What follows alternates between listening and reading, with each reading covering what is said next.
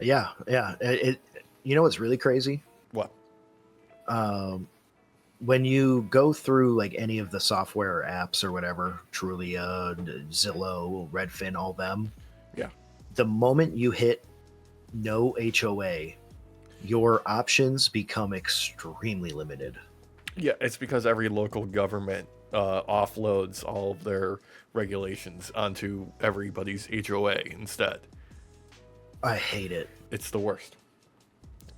I see the HOAs do nothing good. Like No, I don't nothing see the that reason to have them. It's there, just there's no good reason to have an HOA. Let's be honest.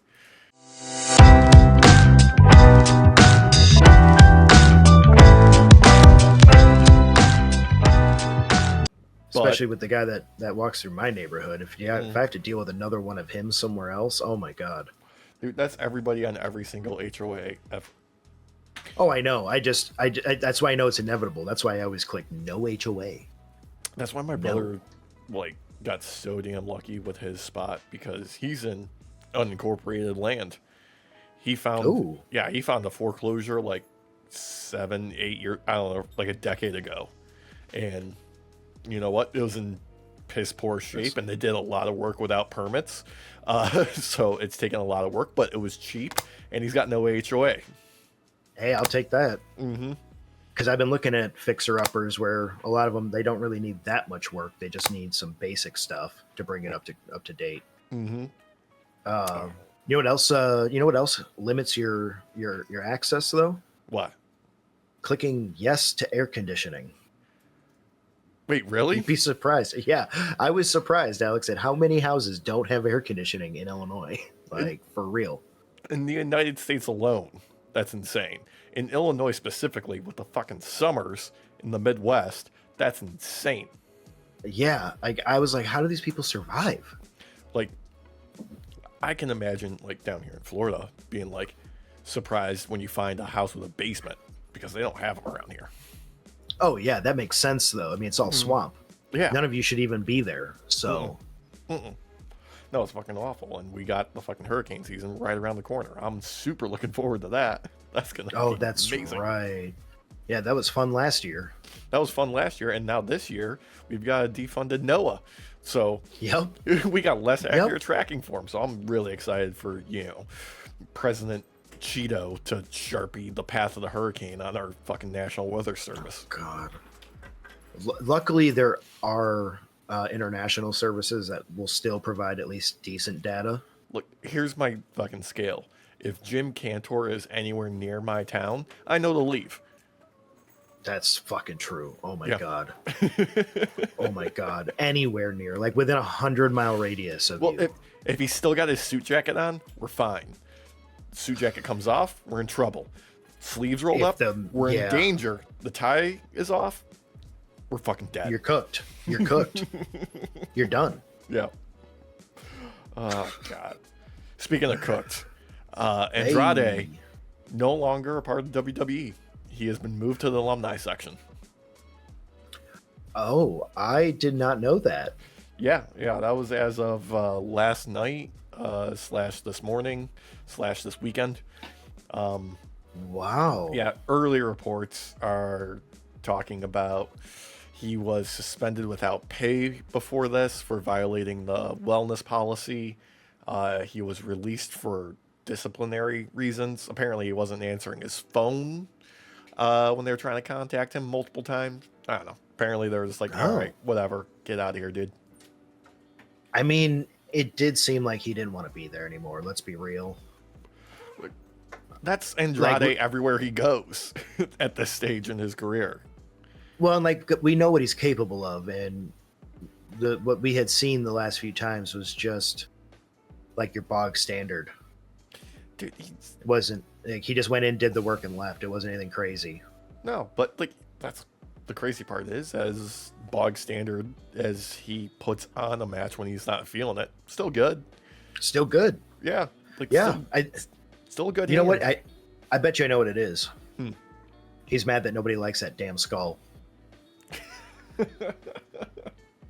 Like, how could you like that skull? I don't know how anybody does. Dude, I'm not gonna blame the dude for really trying to establish some branding for himself. It just he needs to be a little bit looser with his adherence to it. You know, he needs to try and mix things up a little bit occasionally to figure out Yeah, what yeah. actually works. Like, I don't know, maybe walk all the way down to the ring with the damn thing on. Yeah, Don't just take it off for like 2 steps into you coming out the door. Like, nobody knows what you're doing. yeah. Unfortunately, like his legacy is going to be the meme of, okay, how you know? Yeah.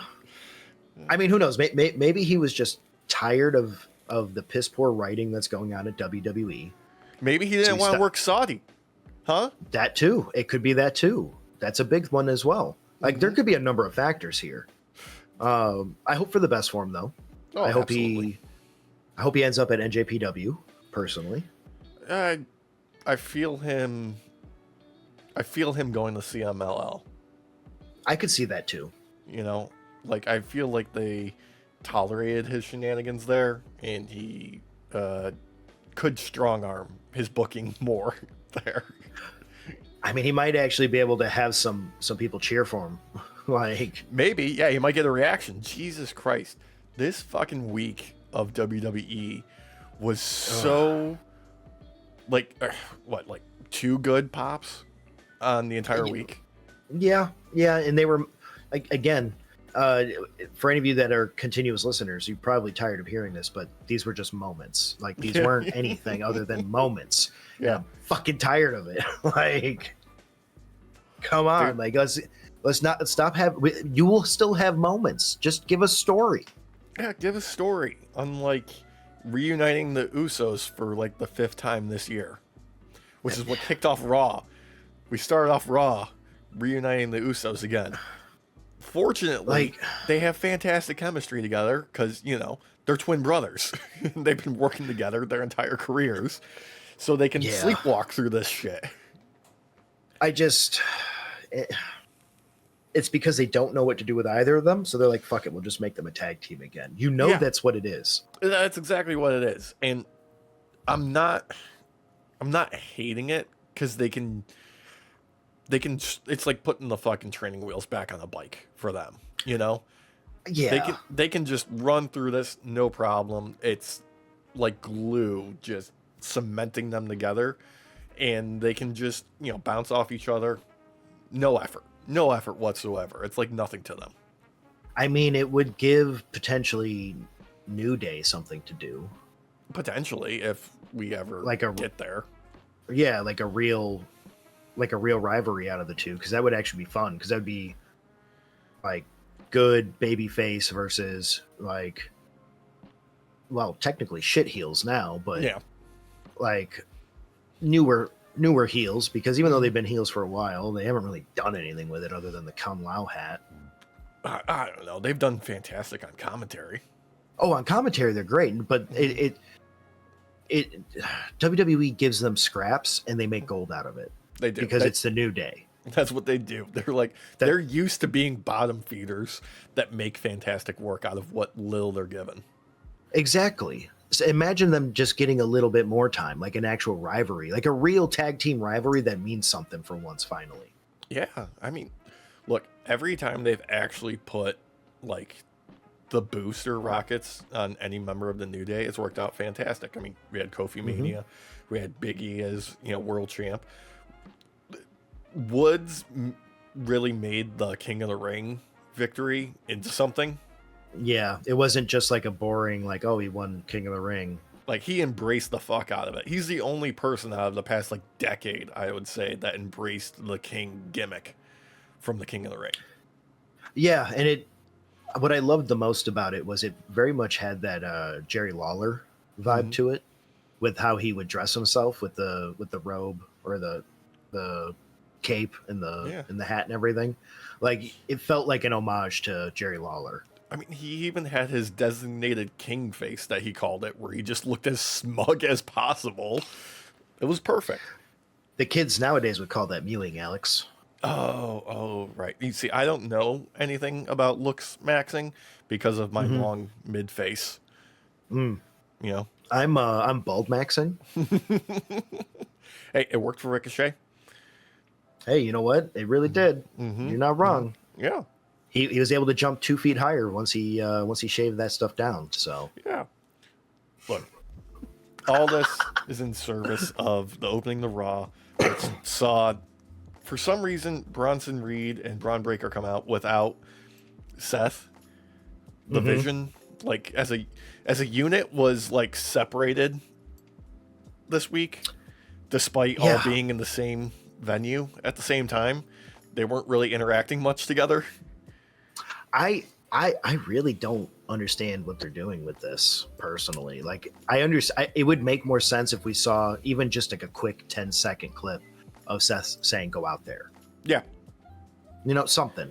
It feels like, okay, we wrote Paul Heyman off to sow the seeds of like discontent amongst the Vision, but we're not really like building on that. We're just kind of repeating it a little bit because, you know, last week we had, you know, the Brons out there talking about how, you know, Paul Heyman's not here. There's nobody to hold them back. Okay, well, what the fuck is Seth doing then? He's supposed to be the leader.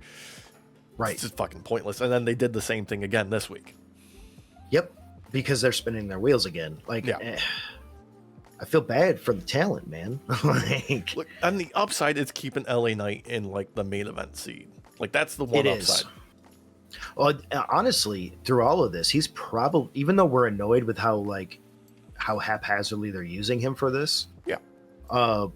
He will probably come out of this looking the best and maybe potentially carrying a belt sooner rather than later. Like, dude, at this point, I'm calling LA Knight fucking Teflon because every like failed stop with him has, you know, not affected him. He's still exactly where he's been this entire time, just slowly rising. You know, honestly, I think it's part of like a big part of it is because of how he's able to mimic all the other like wrestlers and stuff when it comes to like motion cam and everything.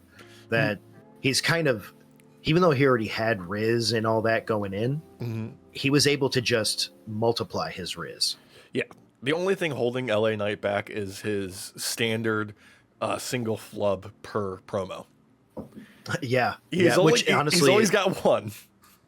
But it's actually kind of fun and endearing most of the time because you remember he's human. Yeah. The only other issue he has, which really isn't that bad, it's more funny than anything else, is the percentage chance, like an XCOM, of him potentially dropping on his nuts at the top rope. Oh God, he's had more hits than misses lately, and I gotta give him like credit for that because there was like a 50-50 chance before. He started playing XCOM, Alex, and he learned that you don't take 99s, you take 100s. It's true. 99 means you're missing. Yeah, 100 behind full cover. You got this. You got this. But again, I think he is making the most of a shitty situation storyline wise. I think they all are technically. Yeah. Obviously, I just think his, like you said, he's like Teflon. Like I feel like these disadvantages don't hurt him like they hurt others. No, like he's not falling down the card, which is the best thing for him. And this really kind of set up the show's, this episode's like whole story of LA Knight, the Usos, and the Vision kind of all like, okay, how are these pieces interacting with each other leading to WrestlePalooza, right? Because that's what this is setting up for. Yeah. Yeah, what? I'm Googling WrestlePalooza. God, I can't believe I have to WrestlePalooza. God. Such a horrible name, by the way. I gotta get the card back up here because I didn't have it up here. Yeah. Again, lazy writing. Like, you can tell they don't care. No. Speaking of not caring, God. AJ Styles, El Grande Americano, who, despite everything, El Grande Americano is getting more over. I hate that. I'm happy they changed his entrance music, okay? The entrance music he has now is vastly superior to the generic trash they had before. It's not great, but it's better. Yeah.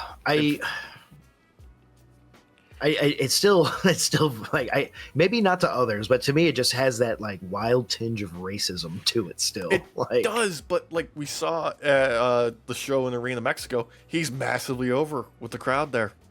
Like, I've noticed that too.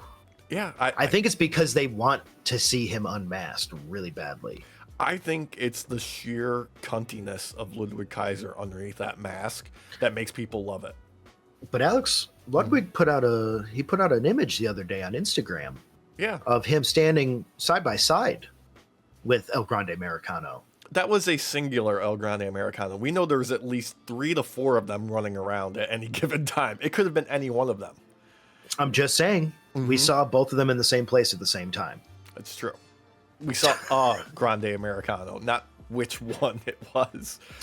What I love is too, is that if it's not Ludwig Kaiser as the tall one, Yeah. it has to be one of the Creed boys. Like, there's no one else. There's, God, No, like body style wise, for the tall, lanky one. Oh, for the tall, lanky one, yeah, it's got to be one of the Creeds because it. Well, it's either Creed or Ludwig. Tyler Bates, one of them. Yes. Who's the other one? Is it Pete Dunne?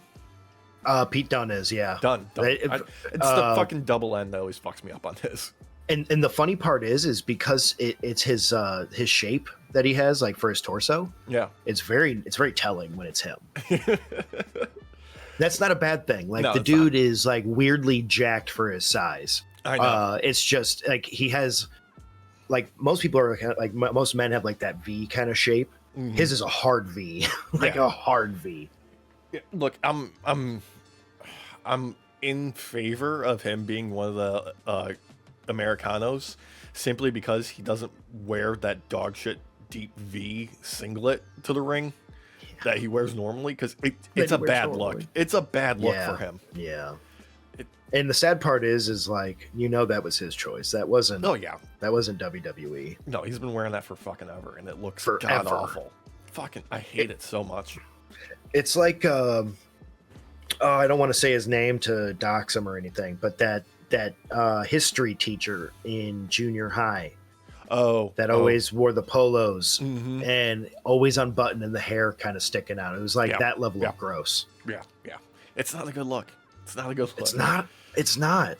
Yeah. Like, don't get me wrong. I got some V-necks. I do. But for the most part, they're undershirts, so you don't even see them. Look, all I'm saying is if you're going to have, like, the forest peeking out, do a little bit of landscaping. Trim it back a little bit. Keep it groomed. Keep it tight. Well, yeah, because otherwise the trees are going to die and it's going to look gross as hell. Yeah, exactly. You're going to have a brush fire. That's what's going to happen. You got to be careful. You'll be cooking bacon in the morning. It's going to ignite. Oh, yeah. Like, imagine just one drop, real dry, arid moment. That it's not just going to ignite, it's going to spread like wildfire. Like wildfire. Speaking of spreading like wildfire, we had Dragon Lee getting another TV appearance because he comes out and makes the save, Yeah. I'm hoping that this means we're going to keep seeing more of him. I would like to see him as like a regular. He doesn't need to be a headliner at this stage of his career. I'm just mid-card, low-card, regular appearances. Let the dude do some performance in the ring. He's the type of guy where he could be the main event, though, if they just let him. He could be. He's not quite at the level of like what they're always searching for with the luchadors, which is the next, Rey Mysterio. But they can mold him into being, the top luchador on the brand easily. Well, and he's one of the few that doesn't just like always make some sort of like homage to Eddie. Because I love Eddie Guerrero. He's my favorite wrestler of all time. But you don't need to do some sort of homage to him every time you're on TV. Yeah. We don't need it every goddamn week. Every week. Yeah. And like, you let this man cook, like, he goes nuts. But all this in service of a perfectly mid match between AJ and Americano. I guess this is the direction they're going. Keep it busy for the IC title run back between AJ and Dom. I guess that's we're gonna keep it moving, keep the wheels moving, and make sure people don't forget about AJ and make him a credible threat, even though Dom had to, cheat to win. Yeah, I mean, I love the cheat to win kind of deal. Yeah. With Dom, it works for me. But at the same time, I do kind of feel like AJ Styles should have that belt on him. So he should, and I'm sorry, I like Dom's doing, lie, cheat, steal, like Eddie. But I want to see more creativity and not just him and El Grande Americano having that fake steel plate hidden in the mask that Dom doesn't normally wear, and he has to obviously put it on in order to put the plate in there, and it's just more convoluted and doesn't. It's awkward. It's awkward. It's an awkward fucking cheat to rely on every single time. Yeah, it's a little too much. It's the shenanigans that he has with the Judgment Day to help him cheat works really well. Yeah. You could just do that. Yeah. It's great. Solid. Makes sense. It's, an evolution of the Judgment Day being, street rat shit ass heels. Compared to their debut where they were fucking supernatural vampires, but now they're just, street trash. Well, Alex, they're still supernatural vampires. They just don't want people to know anymore. Yeah, it's very hidden now. They glamored everyone, and now they don't know. Mm-hmm. One of them's a bard, so they can hit more targets. Oh God, I'm struggling to remember everything that happened on Raw just because I was not invested in fucking anything. Neither just was I. The setup for Nikki versus Asuka, whatever. Asuka made this. That's it. Yeah, I don't know. I feel like battling. I hate to say this. This is going to sound so mean. Mm-hmm. I feel like wrestling Nikki is beneath Asuka. I feel really bad saying that out loud, but like, there is just a big difference in the two in their skill level. Yeah, I'm sorry, dude. No lies detected. Like, insert the Bobby Fish, fucking clip of Mean Folks Where's the Lie. Like, it is what it is. I've got no fucking time for it, unfortunately, because it dragged. It dragged. And here's the worst part about it, right? Yeah. We didn't even get a good promo. No. And yet we know that more than likely Nikki's going to defeat Asuka somehow. And I'm sorry, that just, I don't know how you could write that for it to make sense to me. Yeah. Like, unless there's some real fucking heavy cheating, like real heavy. Dude, there's so much like awkwardness on this show. Because there was also Adam Pearce was talking to Io because the contract signing for their match has been canceled because Stephanie Vaquer isn't there. And that's it. Oh, yeah, they blamed it. He said it was travel issues with her. Well, I don't think he actually said it was her visa, but he said travel issues. Yeah, there was something with some travel. It's strange on their writing around this because Stephanie, she makes an appearance and then she's gone for a little bit. I read somewhere that she was saying that she's actually just been taking English lessons because she wants to be a better English speaking promo. And okay. I'm like, great, like you can, say that on TV. Like, you don't need to make stuff up for that. Like, that's fine. That's it. Yeah, I was gonna say, if anything, you could lean into that as a storyline. That's an entire storyline right there. You could do. You could have where every person that she defeats, she forces them to teach her a new word. I would love that. I think she could be sponsored by Duolingo. When she goes to do that the big booty beatdown, it'll say duo and then lingo, one on one cheek, one on the other. Have that fucking and then it'll make the bird dancing on the outside. Yeah, he's like holding a fucking like a knife and he's dancing. He's a fucking vicious monster, dude. You gotta be careful with him. There's something else we're gonna be getting to later that I remembered. Yeah, don't worry. Yeah, we'll get to it. It. All right. Because I want to put over Lyra Valkyria versus Raquel. Because good worked match.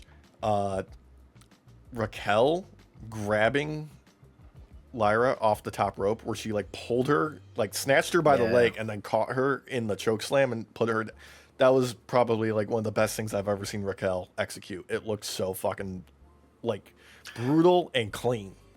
It reminds you that she's technically a monster for the women's division. Like, she may not have always been booked as a giant, but her size, like her height and everything, allows her to be able to more easily sell something like that. Yeah. And the fact that she was like on point with that maneuver. There was no slip up with that. It looked good. Looked damn good. Yeah, like the work that she's been doing these past several weeks, she's getting better. She's getting better, and like she was pretty like strong looking before, but the way that she's been working now, it's just clicking for me. Like it's like, okay, no, I see Raquel as no longer the weak link in Judgment Day. You know? Oh yeah, no, she has in-ring smarts that she's using now, I would say. Like it's like she's actually thinking ahead. Yeah. As a character. Not because I wouldn't doubt Raquel the person like knows like 10 moves ahead what's going to happen. But it feels like the character definitely is starting to be smarter about what they're doing in the ring and being more tactically aware of their situation. Yeah, this is like, you know, one of the better things about wrestling is when you have a wrestler figuring things out and it's clicking and it's coming together and it's lining up with where they are on the show, and like you get excited for them, you know? Like it's like, okay, I want to cheer for you because things are working out and you are doing fantastic. You're getting rewarded for doing good work. That's all we ever want to see, really. Well, I mean, she got Valkyria real hard in the back and then decided, I'm just going to focus on your back now, sister. Like I'm sorry, but you know what? You're not going to be standing up straight for a little while. It's good stuff, and good it worked. Stuff. Like it was good. Like I like seeing Raquel not actually have to lean on Judgment Day. Yeah. We need more Judgment Day members doing that. Personally, well, like I feel especially like it's to come from a moment. Yeah. She doesn't really need any of them. Like I sometimes it feels weird when Roxanne hops in to help. I know, like Raquel is supposed to be the heater. Like that's her job. She's supposed to be there to be the force that people rely on, rather than like, okay, we need 5 foot whatever Roxanne to get in there to do a power move. Like no, Roxanne should be on like the outside instigating shit to set up Raquel doing a monster move. Yeah, she needs to try and get the ref to be distracted for a little bit, so Raquel can kind of play dirty with that move. Yeah, so she can pick up somebody and launch them outside, shit like that. Yeah, well, that's the other thing. Like you forget how strong she is because she can literally, like, she launched Valkyria with that choke slam. Like I feel like you could have seen her throw her outside of the ring real easy. Yeah, definitely something that we should look forward to when it comes time to do like the women's rumble. Like she needs to have like the power woman spot in there where she's just taking out like ladies left and right, They did it with Jade last year. Mainly to take out Nia though, because Nia was the threat at the time. It would be nice to have Raquel be that point this time. Yeah, definitely. I would enjoy that. Mainly because like I feel like she doesn't need the Judgment Day personally. Like I feel like in some ways they kind of hold her back. I think it's the lack of Liv. Liv and her as a team had the right kind of like character balance where like Liv has that little bit of unhinged, I will do whatever it takes to my own body in order to get the victory, whereas Raquel can be there to be like the safety net for her. Like I will catch you. I will be your bodyguard. Yeah, exactly. Roxanne's Bruce Willis this. Fine for like being balanced to Raquel, but she doesn't have that same energy. Yeah, I will give it to Roxanne though. It always feels like she's just in it for herself. At the end of the day, like this is not to help Judgment Day ever. Like this is just for herself. Yeah. So on that end, like I feel like she is a good wedge still. It's just with Liv being out, they can't really play on that wedge as easily. I know, and they're unwilling. like they had a good start when Liv was first written off TV for her dislocated shoulder, where they were doing the stuff with like the shrine and in memory, but they kind of dropped that, and I miss it. I miss it. I think that was. I do too. I thought that was really good. They could have kept playing that up.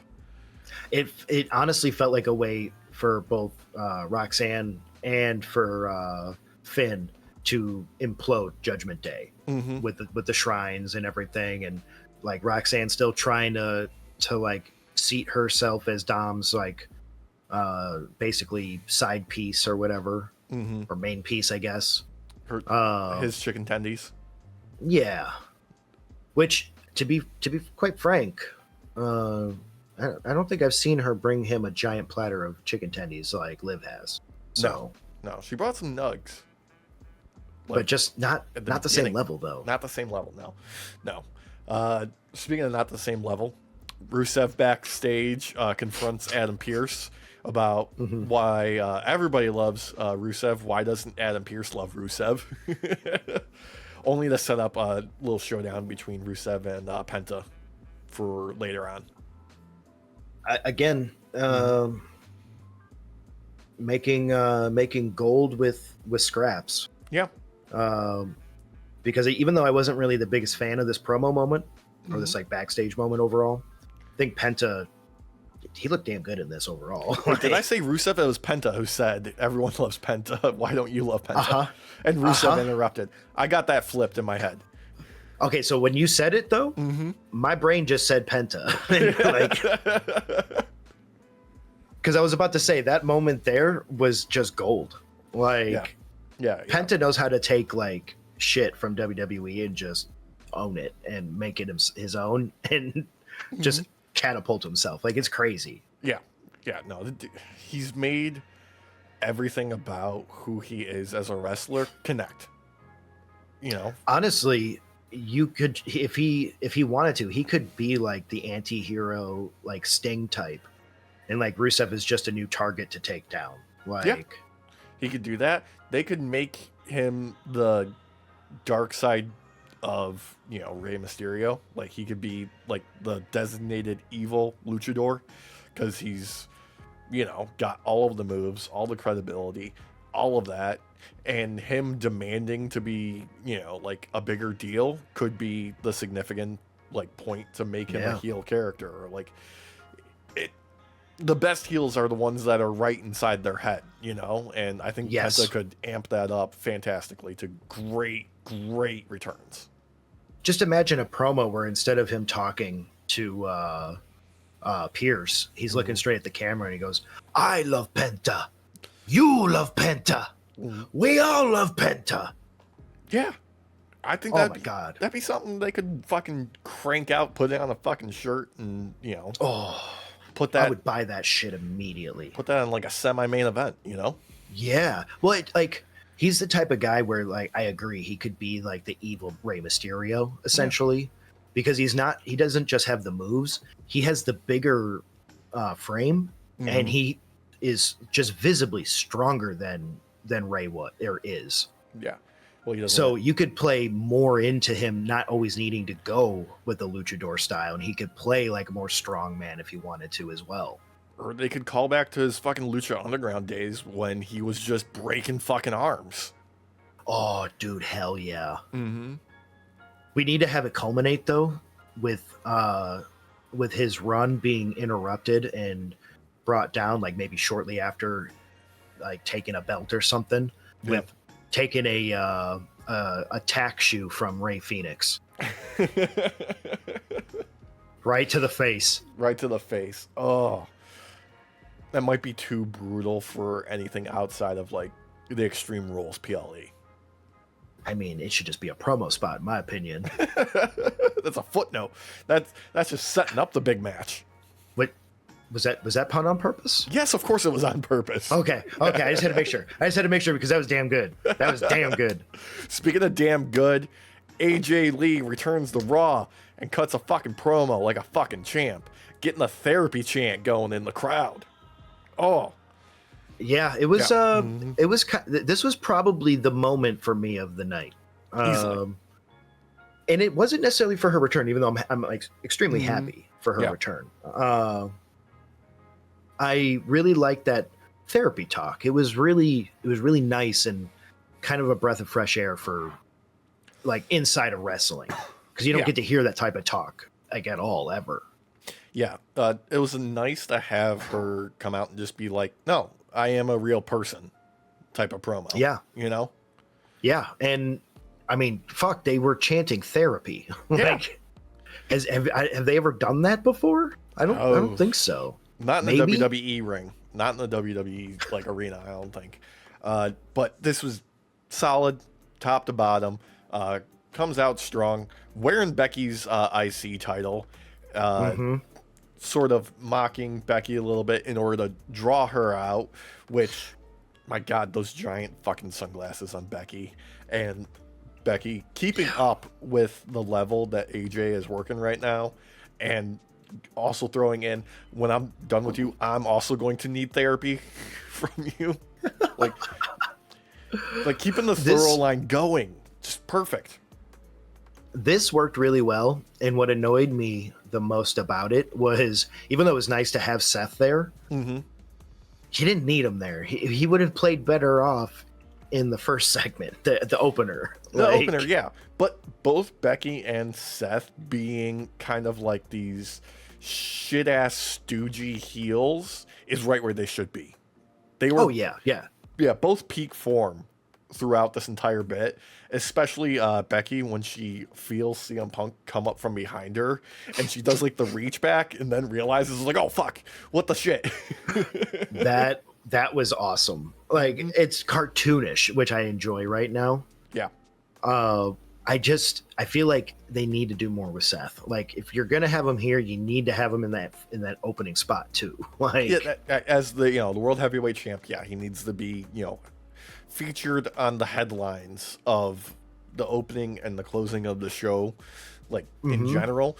But when you have this promo in the middle of the show, I think it's the right move to have him involved in this instead of like in the rest of the stuff. Like this, he needed to be here. They needed to have this showdown between him and AJ, with her just being like this annoying, fuck you, I'm gonna fucking mock you and just dig the needle in, and he doesn't know how to deal with that in the best way. Like that was, and it's all just setting up AJ and Punk taking on Seth and Becky at WrestlePalooza. That's the main story of it. Come on, which is fine by me. I like that belt looks damn good on AJ, so yeah, I would not be mad if that belt switched hands. No, I don't see. I don't see Seth dropping the belt to Punk though, personally. No, not. I feel they're gonna try and ride this out for a bit. Yeah, I don't know when the payoff would be for those two though. I don't think there will be, Alex. I think it's going to be that type that we got. They're going to try and redo what they had with Drew, where they could just keep it going. Because for a while they were able to do that when the stakes were a lot higher. Because I don't feel like the stakes are as high right now necessarily. No, and unfortunately, I don't see much coming up where they would really capitalize. Because we got WrestlePalooza coming up real quick here, and then that's NXT, maybe Crown Jewel in Perth. I could see something happening there. Definitely not the last Saturday night's main event, because that's going to be Cena's last show. They're not going to outshine that. Yeah, and that's probably just going to end up being Brock Lesnar freaking murdering Cena so he can't come back ever. Oh man, which I hate, but I hate that too. It is what it is. I don't like that at all. Ugh. Yeah, but with how lazy they are with their writing, Alex, it's the most likely scenario, and you know it. I know, and it just makes me sad. Speaking of making me sad, Penta versus Rusev is the match that comes after this. Like nothing, dude. Like I like what Rusev has been in the past. I think the problem with him in WWE is his finishers don't have the same impact that they should. Like the Machka kick, is a good like signature. The what's the name of his fucking submission finisher? The Accolade. I I think so. Yeah, I honestly think so. think he needs some form of a like a power slam or a power bomb or something more of like a throw involved for a finisher. You know, he needs something with more impact. He does, because he's a like. Not He's a a big fucking dude. spear. There's enough fucking spears. Oh yeah, no. Oh, you know what? It should be a reverse spear, where he goes at him with like arrow kicks with his legs wide open and basically just nut hits him. Dude, he's got the quads. He could fucking do it. He's Dude. very proud of his legs. I know that. He just hits him and then squeezes Yeah. Fucking, like that lady in Goldeneye. oh, God, what's her name? Famke Janssen, like, yeah. Yeah, Natalia, I think is what her name It was. awoken something in me. I know that. Yeah, it awoke a lot in a lot of people. Speaking of awakening the things, there was another Bailey video. I don't understand quite what they're doing with this, because she's hearing voices, and we're all also hearing the voices. I think I know what it is. She uses the X-Men opening theme song basically for her music. Yeah, She's Jean Grey. she's Jean Grey. So right now she's in that process of switching over to the Phoenix. And unfortunately for us, that means her mind powers are going crazy. So we're hearing the voices too. Okay.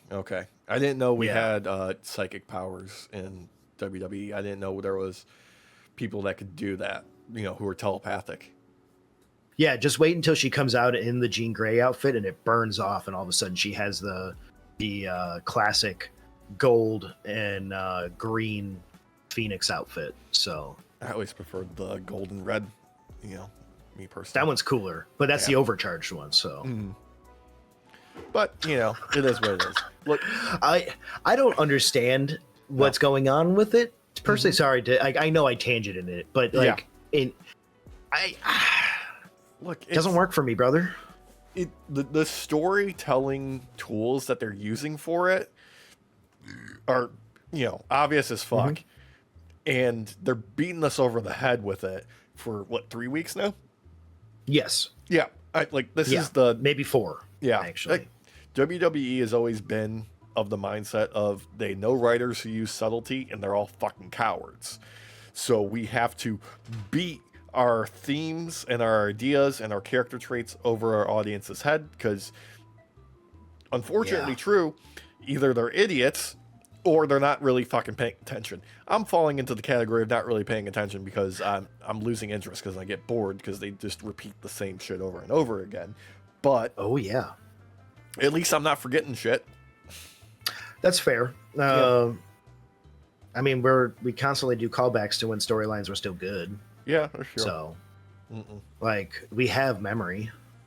Like, I feel like they're trying to treat some of the people like, yeah, they beat them over the head with it, but then they also want them to have amnesia and not remember these moments until a new moment happened. Yeah. Speaking of moments that we're gonna forget, Asuka versus Nikki happened. Yeah, it happened. It happened. This could have been an email. This is just wrestling happening in front of us. That's all it was.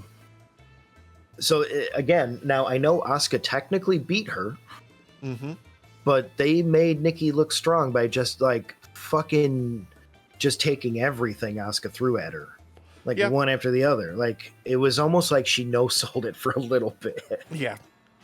No, you are correct. This could have been a fucking email. I'm surprised this wasn't for the Speed Championship, honestly. Yeah, they're on different levels of skill, and I'm sorry, but if you like, don't get me wrong, Asuka tends to be the one of higher skill in a match most times. Yeah, most of the time. It just is what it is. Yeah. But most people are able to be dragged along by her leading and be able to put up like an A+ match. Yeah. Like, but unfortunately for Nikki, She doesn't. She didn't have that skill when she left. So No. She has other skills. Just none of them translate to something that happens in the ring. yeah, I would have been more pissed if Asuka lost. Yeah. Because I don't know how you write that personally. You'd have to super cheat, man. Like, yeah. Like the only thing I can think of off the top of my head is Asuka gets like a legit shoot injury mid-match, and they have to make something up on the fly. oh yeah, which is likely. It could very well happen. Yeah. Either that, or you'd have to like call Judgment Day in, because they've been the only ones to like make Damage Control like get their butts beat. So Yeah. God. Anyway. yeah, Moving on. LA Knight, Bronson Reed. It's okay. this was It's okay, right? this wasn't a barn burner or nothing, but it No. didn't need to be. It didn't need to be, but like I would have preferred something a little bit hotter for the main event of the show, you know? I would have too.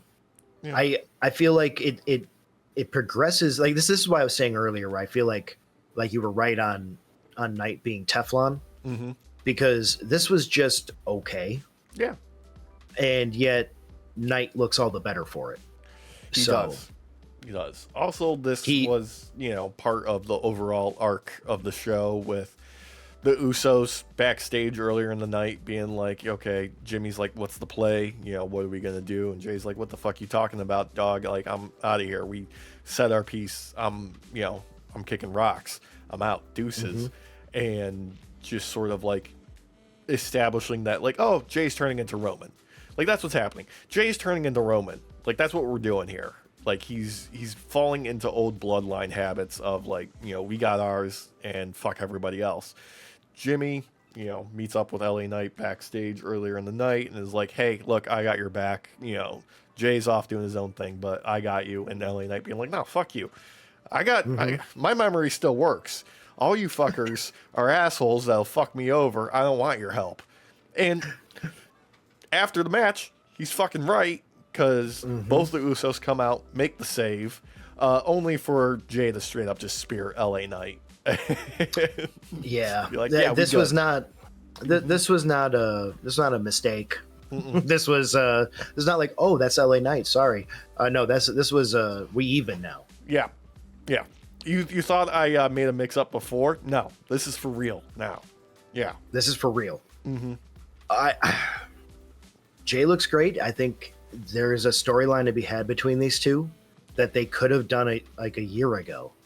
Oh, maybe like, when he, before he had the belt, or maybe during. Yeah. Like, that's what annoys me about this, because like these two have like good chemistry. Yeah. Especially being rivals, like they just work really well together, whether they're rivals or on the same side. Yeah. Lean into it. Like, you've had a year and you're only just starting to try this out now when you had gold and you just brush past it. Well, it's the moments are set ahead of time. Everything else feels like it's made up on the fly. Yeah, because like I could see Jay dropping the belt to LA Knight when he was still holding, versus just giving it back to Gunther. Only for Gunther to get written off TV shortly after. Yeah, and drop it again. Right. So like, I don't know. Yeah, I don't know. I like storytelling. I like writing. Yeah. I like arcs. You would think their writers would. No. No, nobody cares. Nobody cares. Speaking of not caring, let's talk SmackDown. Because opening up, weak as fuck opening, trying to kick things off with fucking Brock Lesnar. And before he even gets a word out, R-Truth's music's hit. And, that seemed to actually get the crowd going a little bit, because we all love R-Truth. But the fucking promo between these two was meandering, yet hitting the same point for like, I don't know, what felt like 20 goddamn minutes. They were just saying the same lines back and forth to each other. Okay. I feel like Truth just doesn't care anymore because they forced him to be the clown again. Yeah. When he very clearly didn't want to be the clown anymore. He came back real strong when they fired him, and they gave him something that was really fucking cooking, and then fell apart somewhere along the line when he was feuding with Malachi Black. I mean, you could say it fell off before even then. Like, the moment that he became Ron Killings, they were like, okay, we're not going to use you anymore. Yeah. So, like, it's wild to me. Yeah. And with this, it's so fucking predictable. Like, everything that Brock Lesnar does is so predictable because he doesn't give a shit. Like, only unpredictable thing and the highlight of this entire segment, I know what you're gonna say, is when he ripped his jeans picking up Truth for the F5. Yep, that was the best part of it, and and it still sucked because it was with Brock Lesnar. Like I don't know, this was so stupid. Of the entire fucking show is Brock Lesnar tearing his pants. I'm just hoping this man gets embarrassed enough to where he refuses to be on TV again. Oh, man. Like, I would love to just find out this man has to like use a butt plug or something while he wrestles. Otherwise, he will consistently shit himself because he's incontinent. Yeah. Like, you know what I'd rather see than this? Fucking R-Truth just goofing around on like NXT or some shit. Let him be Ron Killings. Yeah. Let him be the assassin again. Like, I want to see this man go nuts. Maybe that'll happen when Cena finally retires. Maybe that'll be like, that's what they're going to wait for. Like, oh no, his childhood hero is finally gone. And he just snaps. He snaps again for permanent this time. We would need to watch Ron Killings kill R-Truth, I think. Yeah. Like, we had it when he cut the locks off because that was like, for us, like, that's not wouldn't be a monumental thing for us to cut our hair. No. But when you literally commit to having locks like that, that's a big evolutionary change when you cut them off. And they didn't let him do anything with it. No. It's because nobody ever does anything. Nothing ever happens unless it's on a PLE. It's just what it is. I think the funniest part about all this with this promo is you could tell that R-Truth didn't care. Yeah. Because he just called himself Ron Cena. Yeah. Like, that was the best kind of joke he had. And I don't know. This was a waste of time. This wasn't even an email. This was should have never left the writer's room. Honestly, I think they put this on paper just to see if they can make Brock corpse in the ring. God, I understand people not... Go ahead. Derek, we missed something massive on Raw. The biggest thing of all.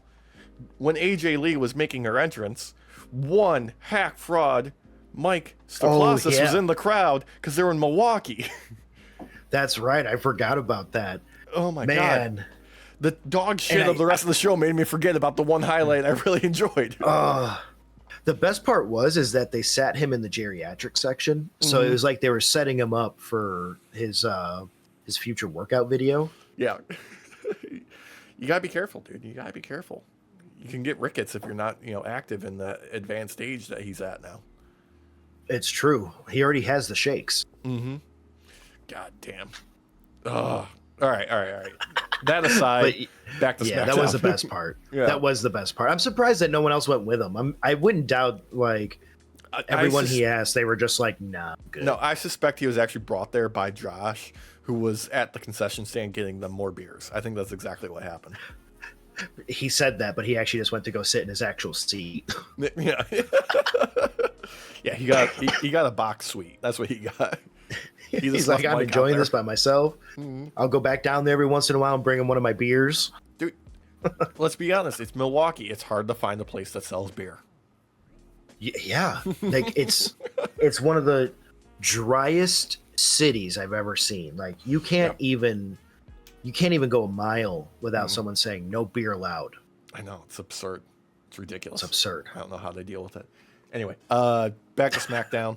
Sami Zayn open challenge, but he challenges Rey Fenix because open challenge means he's gonna challenge people. I don't know. It is what it is.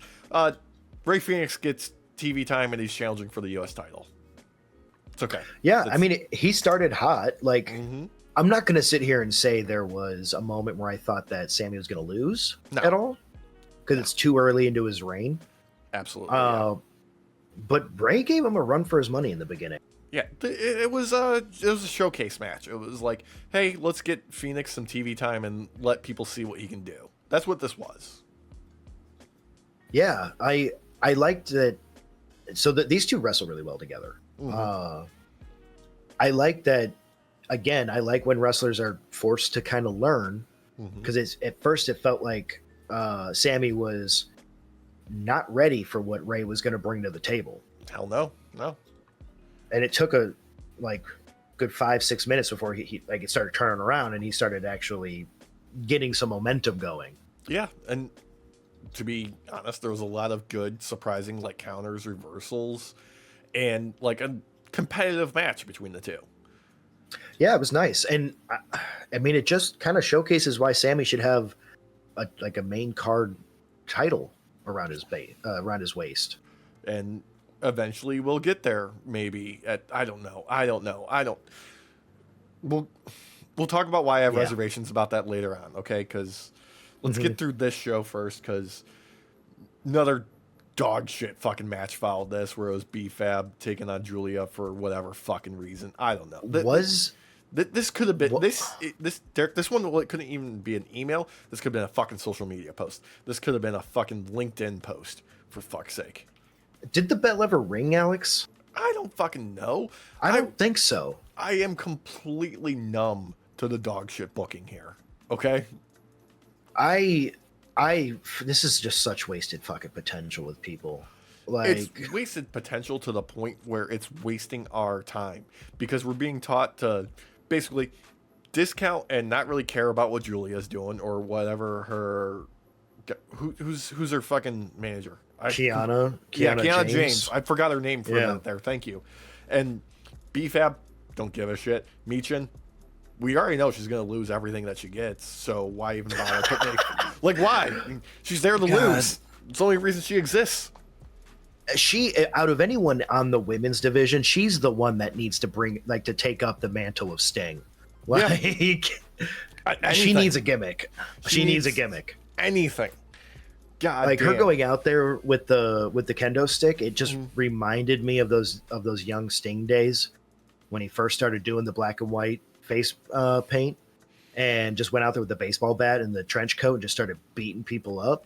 Yeah, difference is I had that moment, just that moment. No, because at that moment with Sting, he had immediate aura. He was the definition. Oh yeah, of the birth of aura was Crow Sting. Michin has negative version of that. Yes, that was where I was alluding to. Was I had it for a moment, and then she made it to the ring, and it ended. I don't think the crowd even reacted to anything. I didn't hear a boo. I didn't hear a cheer. I didn't hear shit. The air got sucked out. The most that I think I heard was when people were kind of audibly startled when Julia started just screaming like a banshee when she got pissed. Maybe. But that was only for a second, though. And even then, it wasn't much because, again, I don't think the bell ever rang. Kiana attacked B-Fab fucking immediately. Yeah. Before, both of them were even in the ring, so there was no chance to ring the bell then. Yep. And during this attack, with them just beating down on B-Fab, then you got what's her Micha coming out. I already forgot her name. God, I feel so bad. I know. And like I said, for that moment, I was like, oh wow, that's it kind of feels like Sting, but then it immediately gone. Yeah. Because instead of just going and leading into the hit, she had to stop and wind up. Look, and Derek, here's the truth of the matter. We have spent more time talking about this match than it took. I was gonna say than it took for them to put the match together. That too. I've already spent more brain cells than they did. This lasted between two commercial breaks that were really close together. This was 5 minutes max. I don't know. I don't even care. I don't even care. That's the biggest crime here. I don't care. Speaking of something else I didn't care about. Oh, you're talking about the Wyatt Six? Yeah, the Wyatt Six promo against the Street Profits. Yeah. There's so many banal platitudes and cryptic messaging in here that I was just like, just get to the fucking point. Just get Thank to the you. fucking point. Oh my god. I'm okay with a little bit of being cryptid a little bit. Sure. Yeah. Like, go ahead. But this just kept fucking going. And then they let what's his face talk. And then I was done. Yeah. I was just fucking done. You could tell he's reading off a fucking cue card. Like, he had to read it and then say it. You could tell he was reading it before saying it. Dude, this reeked of somebody going on to fucking Chat GPT and being like, write a spooky promo. That's what this was. Oh, delete God. And edit out your own hyphens, please, so it doesn't look like I got it from you. Oh, God. This was so bad, it was not needed. I felt like not only did this hurt the Wyatt Six as a team for me, like seeing them, because they haven't been utilizing them at all in a good way, really, other than just being monsters in the ring, which is fine, I guess. Yeah. But you don't need to be cryptic when you're putting out a promo against the Street Profits. No. Like, god damn, I thought what's his face? Aleister Black. Yeah. I thought that he was cryptic as fuck, but god damn. And it's not even cryptic like where I don't understand what the fuck they're saying. Like, it's just them being like extra for no goddamn reason. They're being extra for no goddamn reason. None of the rest of the roster treats them anymore like they're spooky or anything like that. They just exist. Like, yep. There was some fun aspect to the Wyatt Six when they were just like lurking in the background of like other people's backstage segment. That was interesting and fun, but nobody treats them like they're, spooky supernatural creatures anymore. They just treat them like other so much so that the fucking Street Profits came out rocking Borderlands gear in a fucking advertised match against them. I know. Championship match, and it's a fucking commercial, for fuck's sake. It's a commercial. Now, don't get me wrong, they rock that shit. Yeah. But it's hard for the Street Profits to not look fucking good out there. So it's hard for them to not look good, even in fucking advertising gear that doesn't match their aesthetic whatsoever. They still look good at all. Exactly. Like, it's fucking hilarious. Like, but they're the type where it's believable. Like, they would sell out though to make money.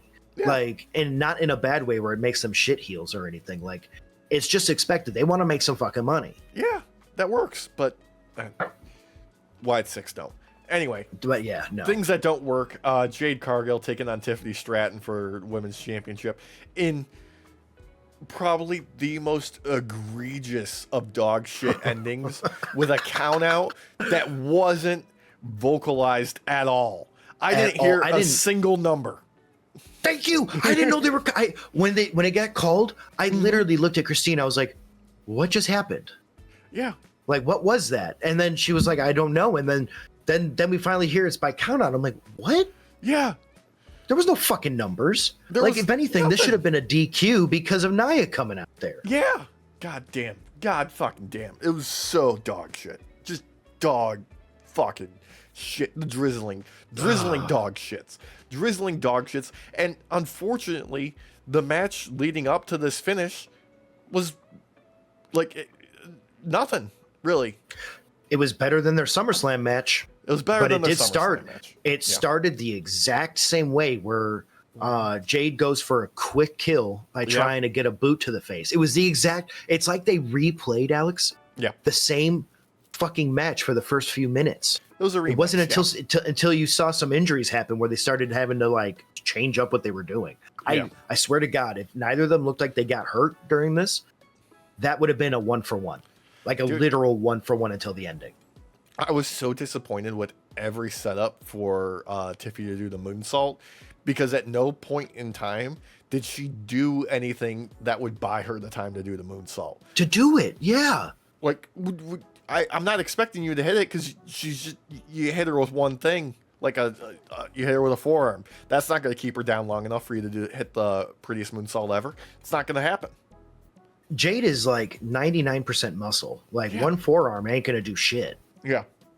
Like, and don't get me wrong, I did like a couple of setups though, where Tiffy would like hit her with a forearm, hit her with a Hurricanrana, and go to do the prettiest moonsault, and then Jade getting up and grabbing her. Like, that part was fun. I'll give her that. Like, that was a great moment. We needed more like that though, where it was less about high flying and everything. It was more technical, where it was Jade trying to keep Tiffy out of the air. Like, that would have been great. Just out fucking muscle her out of the air. You know, she goes up to the top rope and Jade just fucking snatches her off more. Just do that. Yeah. Or catch her mid-flight. Yeah. God, I know she can do it. Right. But there was a moment where she went to do a power bomb to Tiffy, and she almost dropped her on her fucking head. Yeah, surprised the fuck out of me. Did not expect that happening. Didn't expect that. Yeah, that was crazy. Like her knee gave out. Yeah. I don't know, dude. I don't know. It was not a good match. Like, there was moments again. There was moments in this match that were really good. Like that moment where Jade was able to grab her off the top rope right before she went to do her jump into the prettiest moonsault. That was a great moment. Yeah. It's just, there was other spots that just, they were so bad you can't not look at them. What was it? The pile driver onto the outside of the ropes. Just horrible looking. Yeah. Horrible looking. Yeah, a lot of stuff in here looked like it had zero impact. Again, and this is something that I haven't had to ask before. Why was Nia there? I don't know. What was the point of that? She was there because they can't do anything in the women's division without her, it seems like. She didn't look good. Her outfit looked great on her, though. I will say her outfit was fucking baller. I mean, Nia does have like good riz, like good like heel riz. Yeah. I don't deny that. She didn't need to be out there for this. It didn't need to happen. Like, if you're gonna have a count out, have both of these two go toe to toe so goddamn hard that it ends up in a count out. Like legitimately, I don't understand why they are booking Jade like a standard like hybrid wrestler instead of just like a big monster like she should be. Like, no, she needs to be a fucking powerhouse. You need to book her like, you know, Kevin Nash or fucking Vader. Like, that's how she needs to be booked. She is out muscling the competition. That's who Jade should be booked as, but they don't book her like that. It's so weird too, because like she's being put up against flyers. Yeah. So you would expect her to be able to be like, grab them out of the air, stop their shenanigans, even though a lot of times it's the high flyer that it will be the one to take out a giant. Yeah. Like, because with 2K25 and the 2K series, like high flyers and giants pair really well against each other, and there's good reason for it. It's a like, classic matchup. Yeah, I don't understand it. It's almost like Jade falls into giant mode and then remembers she's not allowed to do something. Honestly, because that's what this is. We found the ceiling for Jade Cargill, and it's here. Yeah, and I hate that because I love Jade. Yeah. I loved her AEW run when they were using her, and like, except for like that end part of her run at AEW was not good because it seemed like both AEW and her stopped caring. Yeah, but she went out the right way, put over Chris Statlander in her last match. Good. Hard too. Yeah, and like all of the matches leading up, it was the same standard like fucking 3-minute squash, but that's where her skill level was, and it worked great. Yeah, they figured out how to make it look like she could end a match a lot quicker than a lot of these other people would want. Yeah, pump kick, jaded, game over. Yep. You follow the Goldberg, the Billiam Goldberg formula, and it's nothing but success for your big types. Oh god! Speaking of big types, main event: Randy Orton, Drew McIntyre, facing off. It is like they're good. They're good at this stage. Like, these guys, they know what each other can do. They can put together a decent fucking match, and all this is just Cody versus Drew at WrestlePalooza, because Cody prevents Drew from putting the Viper through the fucking announce table like he went through. Yeah, but it was all in vain though, Alex. This was really only to set up Cody being done filming. Yeah, that's all it was. Hey, he put on some muscle, right? He looked a little bit bigger, didn't he? He looked, yeah. I mean, he had that guile look about him. Let me tell you what. God, I can't wait to see him with that fucking haircut. They better put him in that fucking haircut. Otherwise, I'm not fucking seeing that movie. I'm telling you right now, if they make that movie again in 10 years, Cody will have to be M. Bison. He'll be the perfect M. Bison at that point with how his outfits and everything. He'll just be old enough at that point to actually play M. Bison. Actually, who is M. Bison for the movie? Oh God, who is it? I don't remember. Oh, David, how do you say his name? David Dasmalane? The dude who was Polka Dot Man in Suicide Squad. Oh, yeah, him. Yeah. Oh, he's a great choice, too, though. Yeah, he's got fucking character traits for days. Like, he could do it. What's his face that played M. Bison back in the day? Raul Julia? Yeah, Raul Julia. I mean, that man always kind of set the bar high for any character he played. Oh, Didn't dude, matter. Gomez Adams, fucking legendary. Yeah, dude. It gets a sad, like, kind of dark but happy story to know that, like, that was his final, like, bit he was able to do, and he made sure to give it his all so that his kids could, have, like, a nice nest egg and everything. And his kids were fans. Yeah. But goddamn, that man set the bar for every role he played in. Let me tell you, no different with M. Bison. May not have matched the same level as like physicality as what M. Bison does in the games. No, didn't need it. Didn't need to. No, fucking character will get you everywhere. Goddamn. Same thing with like what's his face who played Shang Tsung in the OG Mortal Kombat movies. Yeah, that dude ruled. That dude was the perfect candidate too. Dude, just the way he fucking his facial expressions when he's taking people's souls. He looks so fucking evil. You are mine. Yeah. God. Oh, I love it. God. But yeah, no, this match was good overall. Yeah. Like you're gonna get a decent match from these two. Yeah. And it was fun to have Cody return. Like again, these are more moments than actual writing at the end of the day. They couldn't even come up with a plausible explanation for why Cody wasn't on TV. Nope, they just didn't say anything. They just expected you to be okay with that Claymore into the desk was enough. Yeah, and Drew calling it out, being like, "Where's the update? Where's the update?" Nothing. Nothing. Couldn't make shit out of it. So fucking goddamn it. Well, and funny enough, McIntyre still wins, so Cody didn't need to show up. No, I feel like Cody showing up was added in after the fact. Like they're like, "Oh, we need to add something else to this match. We already know McIntyre's gonna beat Orton. We just need something else for this." Dude, it's so fucking sad that Undisputed Champion returns on SmackDown, and the headline story for the entire fucking show is Brock Lesnar split his pants. I know. I feel so bad for Cody on that too, because it's like they got nothing for you, brother. You should have stayed gone for a little bit longer. Like, no, he's got to come back in time to do the go-home show for WrestlePalooza. Yeah, exactly. God damn it. God damn.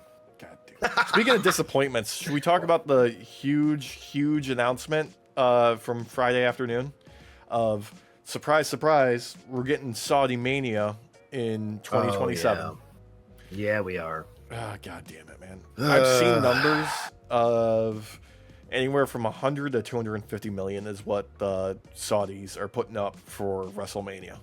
So, unfortunately, because we live in a capitalist society, it would be criminal for them to turn down that big of a payday because they would have a fiduciary responsibility to their shareholders.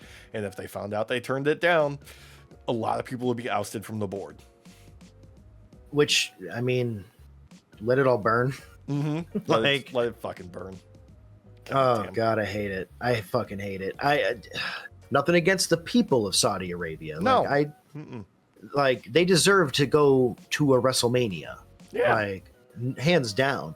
But taking and accepting blood money from the Saudi government and the royal family is it's egregious. Dude, it's to say the least. Bad.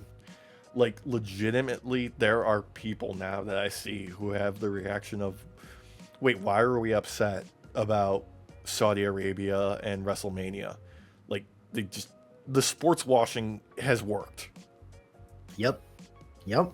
Just has. Honestly, Alex, I think we live in a society of people who are very apathetic Yeah. to real world situations because they don't care because it doesn't affect them. Exactly. Oh, God. Like, there's not enough people who are able to see themselves in someone else's shoes and say, I don't want that for me and I don't want that for them without having to actually experience it. Yeah.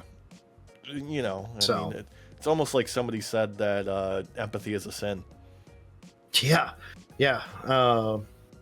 Who also might have said something along the lines of they would not trust a person of color flying a plane for them. Yeah. I think the exact words was, I wonder if they're qualified. Yep. Or if they're just a DEI hire. Yep. God. Yeah. You got to watch what you say about that person, though.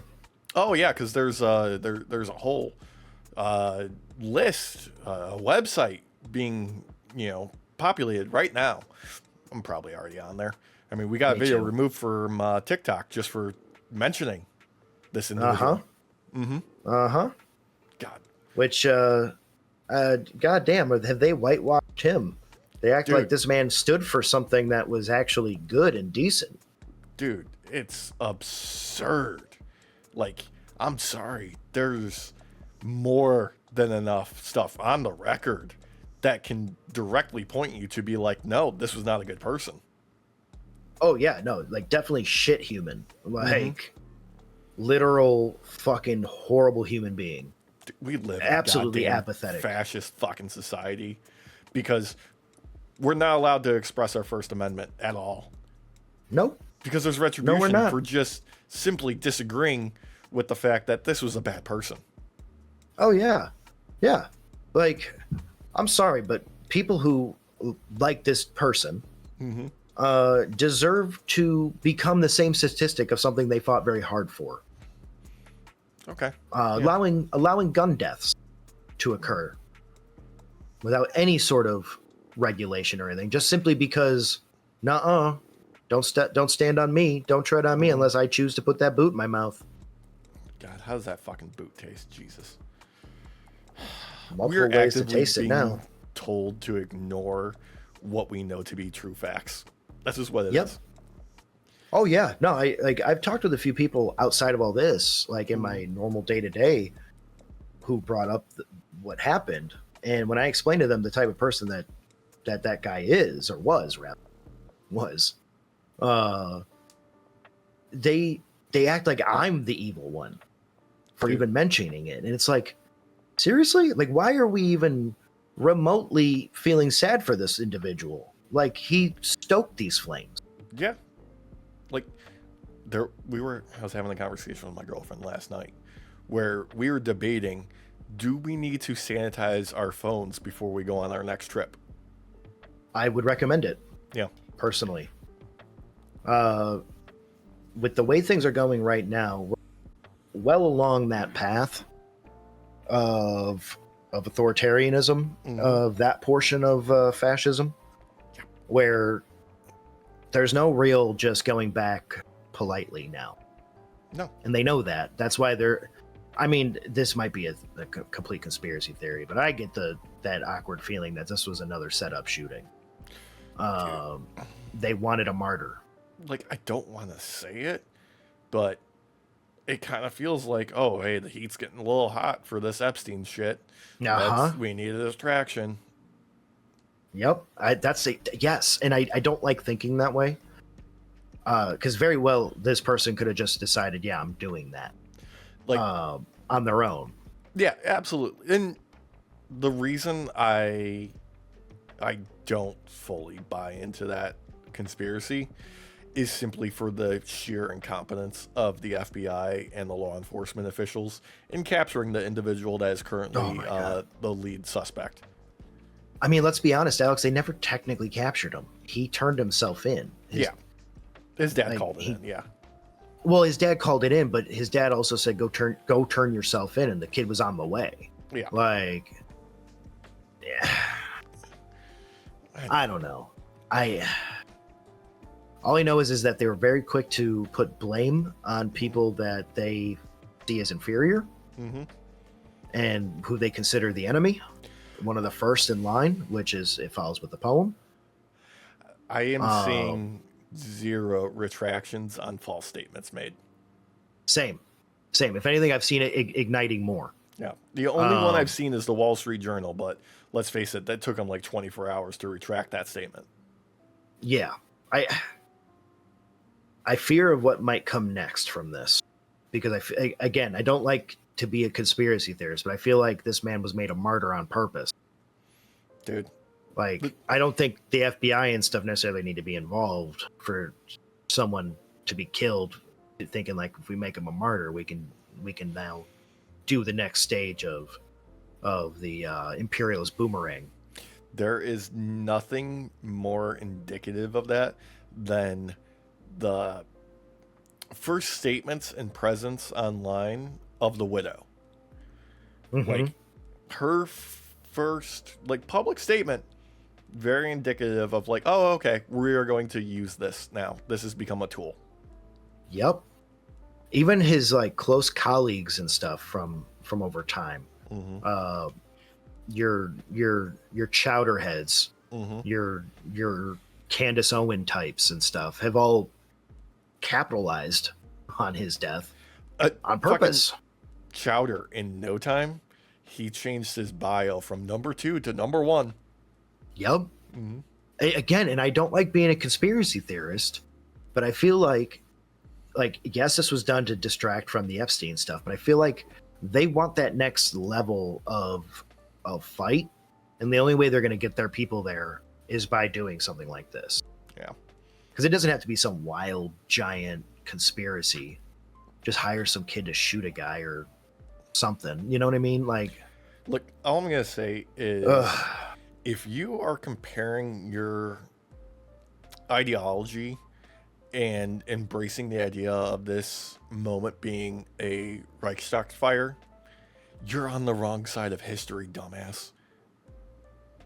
Yeah, you're basically just one of those fucking Jubilee assholes.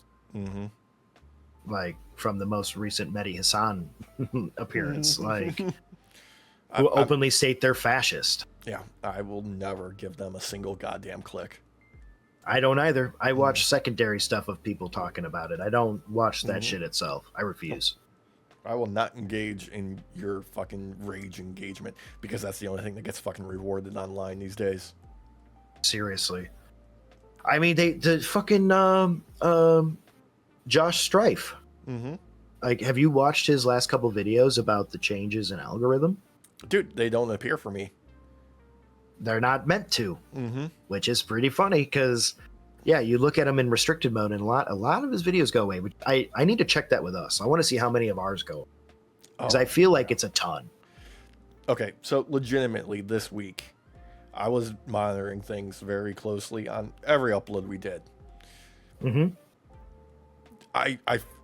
This is me tapping into conspiracy land. Feels like something's happening. Feels like something's happening to our content because it's not going the way it usually does, and it's definitely being suppressed. I mean, legitimately. Okay, so when WWE made their announcement about Saudi Arabia, I was on top of that shit.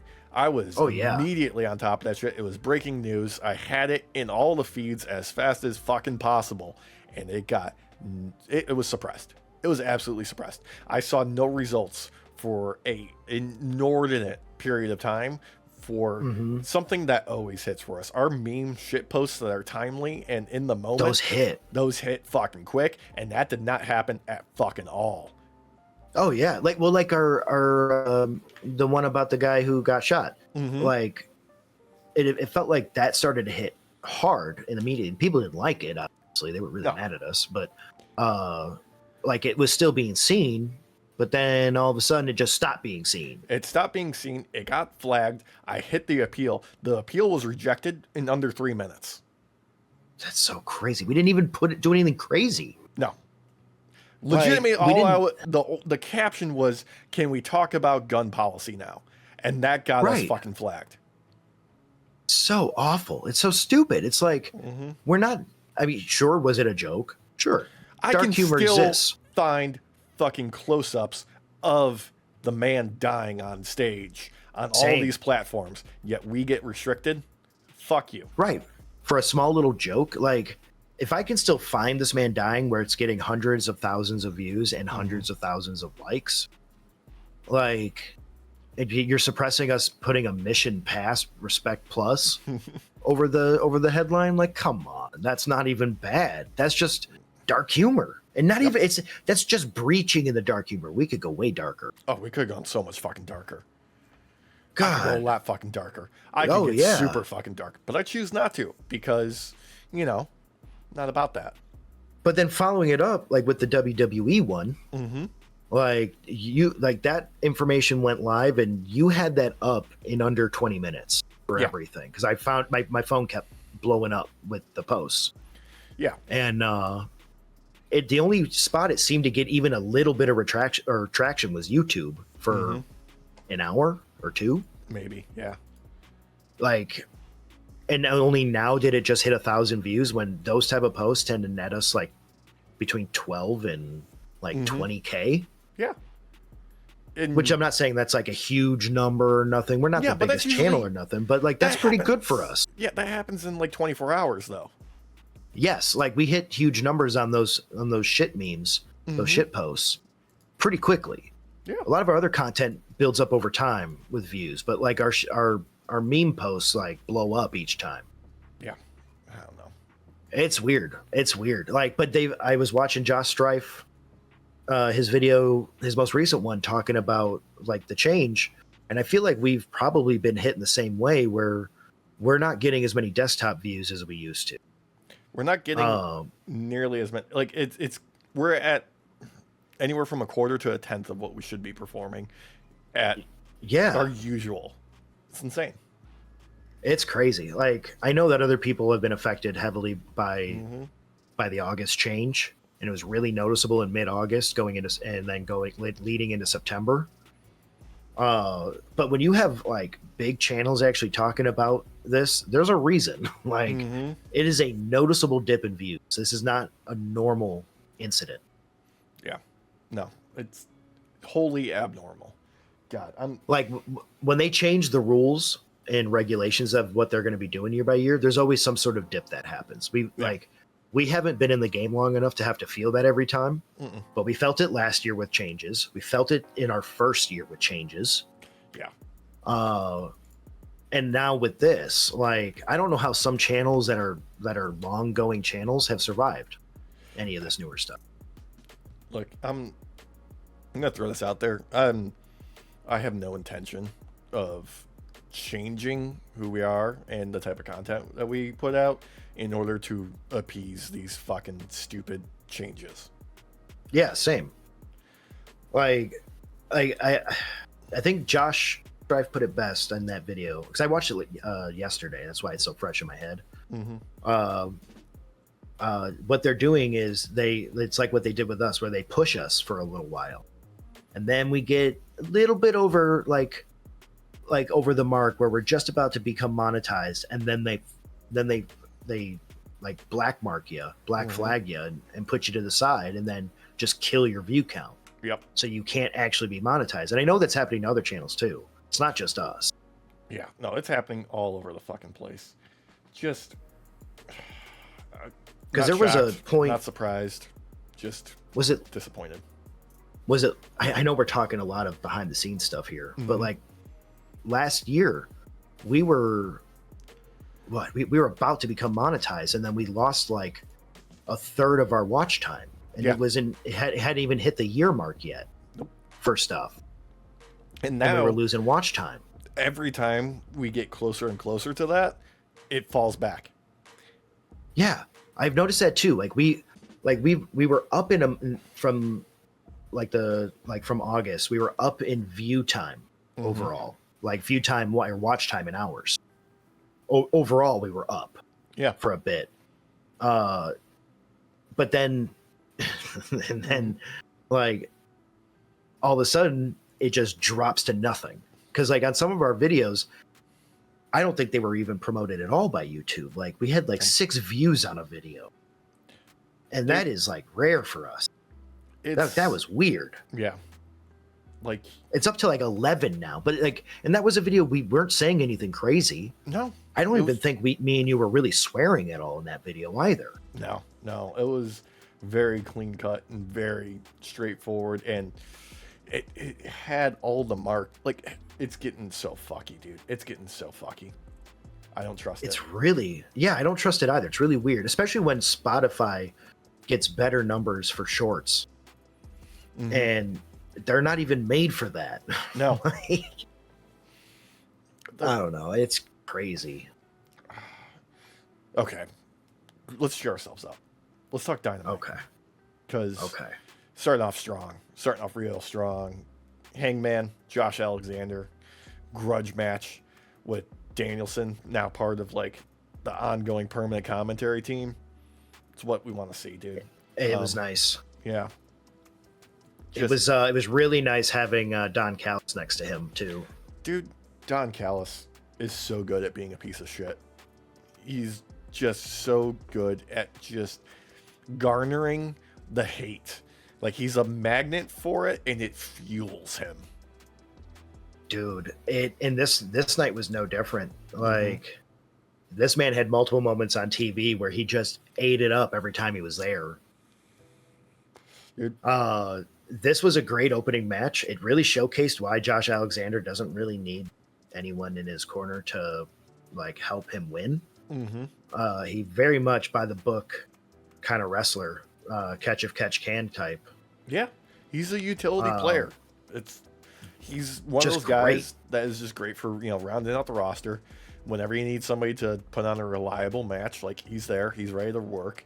He doesn't need much in order to build a match, like to build the story of it. Like he's one of those guys that he can let his work tell the story in the ring.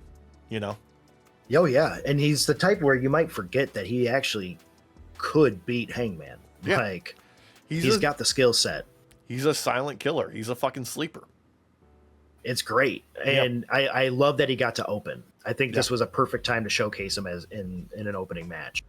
Oh yeah, absolutely. And this was great lead in to Fletcher Hangman facing off. Hangman giving him the honestly the unexpected angle of I don't care. You're not ready. You want this, you're gonna pay for it. Because you're not ready. You're not on the level. And Fletcher just not backing down is fucking perfect. I feel like I was able to tap into that cowboy shit when he was doing the promo, because there was about 3 times where I called what Hangman was going to say before he said it. Oh, are you referring to his socks? Yes. Yeah. Plus, when I look at you, I see a younger me. I see myself in you. I was like, I knew it. I knew it, because he's really trying to push Fletcher hard right now, because Fletcher's the future. Like he is. Absolutely. There's just no joke about it. Yeah. Like Fletcher is at that level where we want Braun Breaker to be. Yes. Literally, yes. Yeah. Like they tell us that Braun Breaker is the future of wrestling, but they don't show it. Fletcher fucking shows it every goddamn match. I feel like he has a way about himself, a way he carries himself for not even just in the ring, but for promo work. Because this could have very easily have become an in-ring battle right there and then, and I would have believed it, whether or not he was wearing a suit. Absolutely. But he had enough riz there and enough energy about him where it was very believable that he would not back down from Cowboy. No. Because there's no way most guys would have been like, I'm not going in the ring with you, because even Dom's like, don't do it. Yeah. And he still did it because he's like, nah, I don't care. Like, I'm the future. You're not going to deny me. And it felt awesome. Like, now don't get me wrong. Hangman's going to fucking beat the shit out of him. Oh yeah. And it's going to be a bloodbath, but we're going to come away walking away from this going, Fletcher's going to have that belt sooner rather than later. Yeah. It feels inevitable. Like the match itself almost feels like an afterthought at this stage, where it's, and the night of when it happens, it's gonna be unforgettable because it's fucking Hangman putting on a fucking Yep. clinic with Fletcher. Like you said, it's gonna be a bloody, violent affair, and it's gonna be fucking brutal, and it's probably going to be like the star making moment for Fletcher. Like I see this as like the match between Bret Hart and Stone Cold, where Stone Cold is just pissing out blood in the sharpshooter, and he takes the loss, but fucking goddamn, like that's It's put over so hard in the end of it. yeah, like that's what I see happening here, and it's gonna work. It's just gonna work. I do too, because not just because of Fletcher and his acumen and everything, but with the type of man that Hangman is. He really wants the younger talent to take that mantle. He doesn't want to just be the only one to hold it. Like he's a different type of guy than he was when he first entered AEW years ago. Yeah, how did he put it back in the day where he's like, no, I don't take advice well because I'm too stubborn and stupid to listen. Now it feels like, no, I'm stubborn and stupid, but I'm listening. Yeah, and I'm willing to give you advice too and help carry you, because I like Hangman's going to be the guy that does bring the new talent into the I almost said protosphere, into the atmosphere. Yeah. And he's the rocket for them. Like I feel like this will be, because like Fletcher is great on his own. There's nothing like he has all the cards that he needs to win. Yeah. And to be the next big superstar, but you need that catapult like Hangman who's already there. And he's the type of guy to do it. So legitimately, I want to ask you this. Is Hangman Adam Page the most perfect wrestler? He is. If he's not the most, he is damn near close to it. Like, I think back to Bret Hart's book about how he ranks wrestlers in the categories on the scale of 1 to 10. Like, he's got the look. He looks phenomenal. 10 out of 10 then. Promo ability, 10 out of 10. Yep. In ring, 10 out of 10. Yep. Like, he's got it all. I mean, you could add the like outside the ring, outside of the walls of the Federation, and the man is still in kayfabe and everything. Like the only times you really break that mold is when, I don't know, like someone like MJF gets married. It's kind of hard to stay in character completely with all that, but MJF still, you know. Did you see the reports about that and how pissed off MJF was about those photos leaking? Because apparently what happened was it was legitimately like people going on his friends and family members like fucking Facebook pages and snagging them from there. Yep, which is awful. I don't do that. That's like beyond sicko level. Like you can be a sicko. We're all sickos for AEW. Yeah. You don't need to be parasocial about it. Yeah, that's you're passing the line there. Like that's weird. God. Like Nardwar wouldn't even do. Like, and he knows some deep intimate shit. Yeah. God. All right. Anyway, next match on the card: Mercedes Emi Sakura taking on Alex Windsor in Rio. Windsor. Yeah, just fine. Like this was just. This was a nice way for Windsor to really be showcased more as a powerhouse coming up. Yeah. And again, I love that Mercedes is not indestructible. She is not unbeatable. No. This proved it. I just feel like this needed a little bit more oomph behind the match. It was just kind of a match. Yeah, I think what it was for me was Emi Sakura being there and them not really doing much with her in the lead up to it. I think we needed a bit more of a preamble of hyping up Emi Sakura, before she made her return on TV. That's all. I was really happy that she was back. Oh yeah, she's awesome. Because when Christina like actually started watching AEW with me, like for legit watching and paying attention to the storylines, Sakura was not around at the time. So she didn't know. She was really happy. She's like, who is that? And I'm like, oh yeah, that's Sakura. And then I don't know. It was like one of those like, why are you there?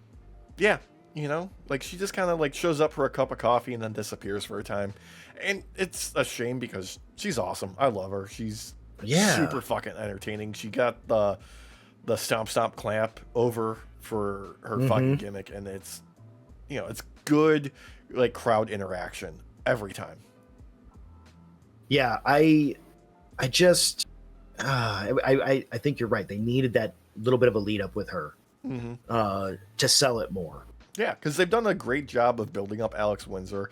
Rio had a fantastic return last week with that nasty fucking drop kick to her face on Mercedes. That was gorgeous. That was amazing. And Mercedes sold that like a motherfucker. Yeah, she's one of the best fucking sellers ever. I love the way she just fucking ragdolls. But, Dude. you know, it's okay. Like, it's fine. It could have been worse. And Alex. Yeah. You're forgetting one major thing that happened again. Sorry. And I don't always like a repeat. Dropped out of my lap and clawed into my stomach to keep from falling. He Mufasa'd himself. He did. Oh, he's back in place now. Okay. Windsor was able to once again make Mercedes tap out. Yes. Yes. Unofficial still technically. Technically, unofficial. Yes. But it really is selling the idea that she's not invincible. She might actually lose to Windsor. Yeah, so like, Windsor is definitely being built as someone who can beat Mercedes. And, like, that's fucking perfect. Either way, like, we get either a new champ or we get a finally defeated Mercedes. Like, both are good outcomes. Because Mercedes having a new reason to fucking gloat about being a champion is fantastic, because she always does great with that. But the idea of Mercedes losing and finally crashing out and what this means for her character is something that I've been eagerly anticipating. Same here. And I've been wondering if this is going to be the time. Yeah. Because once that first domino falls, that first actual belt loss, the house of cards comes tumbling down. Yeah. And I feel like she's going to play into that crash out so hard, and I'm going to be here for it. So, all right, Dracula, you got to stop showing your butthole to the camera. Another thing I'm not here for that. Yeah. But another thing I'm here for, though, Alex, is a little bit of FTR action when it came to them threatening some audience members and maybe beating up a little bit of the camera crew. Was it last week where Cash got into it with the FedEx driver in the front? And now they're amping it up, and it's I love them being shit human beings. They're so good at being pricks. It's so entertaining. Yeah, like I had so much fun with this. Like that audience member was probably a plant. Don't get me wrong, because they both went up to that he was same kicked guy. out of the show. The FedEx dude. Oh, really? Yeah. Apparently, he was a bit too deep into his cups. Oh, okay. Yeah. That's unfortunate. Yeah. He shouldn't have drank too much for it. But like this week was fun. It was fun. And then they go after the camera crew too. I was like, oh crap, they're really amping this up. But then like they had carpet down, so the camera guy didn't really get scuffed up too much. He just got a little rug burn. Yeah, they didn't need another lawsuit from like that one dude who got pushed by Mox like last year or whatever. God, you barely brushed him. It is. Oh my god. Look, and ECW Stoke was Chaos great in this. Philly is awesome. It's just what it is. It's fun. It's silly. They didn't get hyper violent like I would have expected, but they still got pretty violent. You know. They didn't need to though with this. Like Stoke was pissing the crowd off on purpose, real hard. They were saying no hose to them, and Stoke was like, "Let's be real here. Nobody in this building's getting any hose." Stoke's too goddamn funny, dude. He's too goddamn funny. Oh my god, I was dying. It was needed. I needed that sense of comic relief going amongst the like that ECW level chaos. Yeah. Oh, look, when we get to FTR versus Cope and Christian, there's gonna be some fucking blood. It's gonna be bloody as fuck, and all for it. Like, If this doesn't open the show at Toronto, I'll be fucking surprised. Same. If it doesn't open, it has to. No, it can't. No, there's a men's world championship on the line. No, it can't close. Yeah, but you could open with that. You could. Could. I'm not saying you should. No, I mean, that's only if your world champ is on the Brock Lesnar schedule. That's true. You only got 3 minutes, and you got to pay him $12 million. Yeah. I was looking for a segue there. Don't got it. No, I was waiting for it. I was waiting for it. Coming. Battle of the Balds. You know what? Yeah. You know what, Em? You know what, Bobby? I got this. Yeah. Let me just go out there and do it myself. Yeah. There you go. There's your segue. There's your segue. And fuck, yes. No, this match fucked. This match is great. I mean, it's Shelton and Ricochet. They fucking just tore the house down. I love that Shelton played like the big looming monster type for this, though, where he was constantly like lurched in like predator mode, ready to just grab Ricochet the moment he tried to do something. Yeah. Oh, so awesome. It was a lot of fun. The pinfall attempt where he just launched Ricochet. Dude, that was so good. That was so good. Just threw him like 5 feet in the air, like nothing. Dude, I love that spot. It hypes me up so much every time they do it. I don't care who does it. It's fucking awesome. But, surprise, surprise, Ricochet gets the win. And yeah, it was actually a nice victory, too. Look, it's hyping up the Ricochet with the Gates of Agony taking on the Hurt Syndicate. And right on, dude. Like, fucking, I'm seated. Let's do it. It's fucking awesome. It leads into the idea that Ricochet has to use brains over. Yeah. He can't just only rely on his moves. Someone like someone like Shelton Benjamin, that's not going to be enough, because the amount of times that Shelton grabbed that man out of midair and did it in such a way that we had hoped that Jade Cargill would God. Insane. Here's the spot I'm booking in my head for the trios match, right? Ricochet is going to attempt some sort of springboard maneuver from one side of the ring. Shelton Benjamin is going to super kick him out of the air, like right in the jaw. And as he's coming down to earth, Bobby's going to spear him out of his fucking boots. Oh, God, I could see that. Yeah. Oh, God. I could see that. They're goddamn. The way that they've been able to sell this rivalry to me, it worked. Yeah. Because Ricochet definitely feels like the underdog, even with this victory. It feels like for him to act like this is like going up against the. It's like you gotta be fun to take down the. Dude, what I want to see really is if Ricochet and the Gates of Agony are taking the win, I want to see Ricochet get ultra violent, like bust out those fucking scissors and carve some shit up, Break full cycle. Fucking bring the broken one. That Shelton broke. Yeah. Oh God. Like he's got it stashed in violent. like a turnbuckle or some shit. Ooh. No, because they're broken. It fits better in the undies. In his little panties. In his little panties, his little me undies. Yeah. Not sponsored. God, not sponsored. No. Although I do wear them. They're quite comfortable. They are quite comfortable. Speaking of super hyper violence, though, Philly Street Fight, Timeless Tony Storm taking on Sky Blue, and probably the highlight of the show for me, because this fucked so hard. Dude. God damn. This was coming out like the Sandman, fucking dude, with the fucking trash can like fucking New Jack, just ready to rip. I love that she has this ability to take someone who is still kind of making a name for them. Yeah. Sky Blue. Shout out to Sky Blue, by the way. Yeah.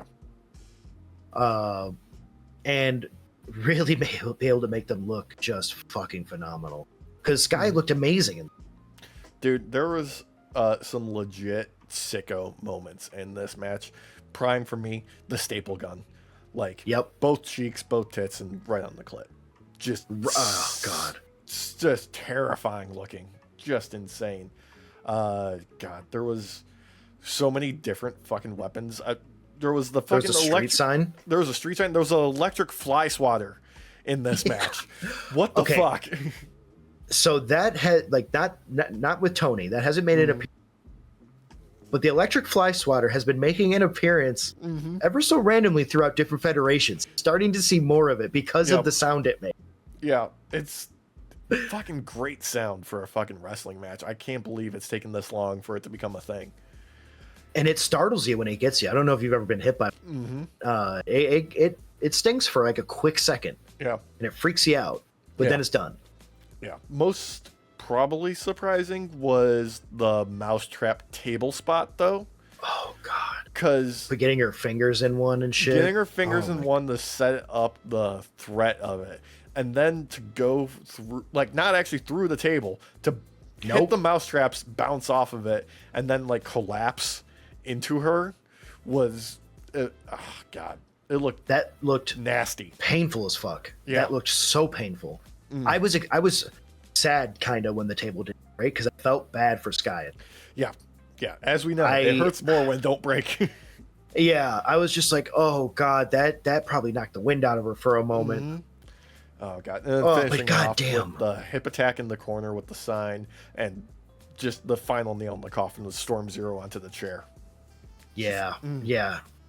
Goddamn, can Sky take a dude? Because don't get me wrong, Tony looked amazing in this match. Obviously, yeah. But Sky, I think, looked the best in that loss that she has ever looked. Oh, yeah. She's great at getting her ass kicked in brutal fashion. And, you know, as it's been said every time it happens, these women know how to play on a fucking street fight in AEW, man. They know how to, like, ratchet up the violence like nobody's business. It's insane.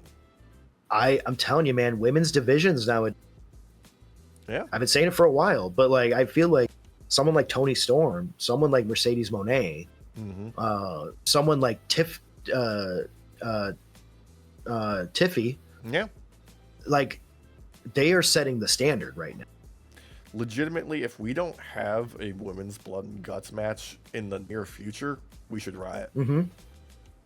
Oh, yeah. No, guaranteed. Like, I know I didn't say Becky, but I feel like she's always kind of set a standard, and we kind of know what to expect. A lot of these other ladies are really setting that new age. Yeah. Yeah.